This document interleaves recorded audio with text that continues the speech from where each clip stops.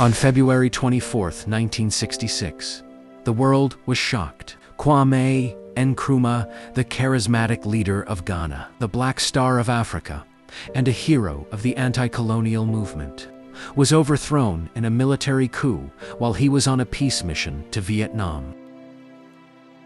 The official story was one of a popular uprising against a corrupt and authoritarian dictator.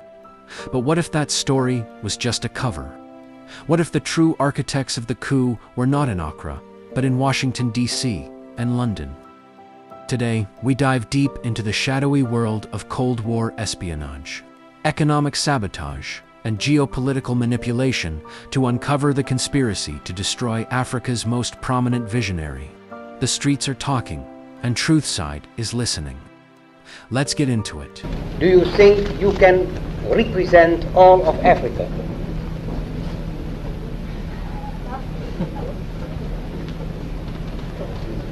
Me represent Africa is too big for me. I'm only trying to throw out ideas. To understand why powerful forces wanted Nkrumah gone, we have to understand what he represented. Ghana was the first sub-Saharan African nation to gain independence from Britain in 1957. Nkrumah wasn't just a leader, he was a symbol. He preached Pan-Africanism, the unity of all African nations, free from foreign influence. Africa must unite. We have to prove that ours is not a poor continent, but a rich one, potentially one of the richest in the world. But our potential of riches can only be established on a basis of continental unity. And so it's only the ideas and principles which I believe in, which I think will be the ultimate help the continent, is what I'm trying to put forward. And if the ideas and principles which I put forward is taken by the great majority of people, then I think I've done my duty. This was a direct threat to the old colonial powers, like Britain, who still held economic sway over their former colonies.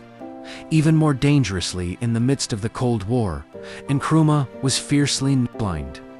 He accepted aid from both the East and the West, but he was a socialist who saw the Soviet model as a faster path to industrialization.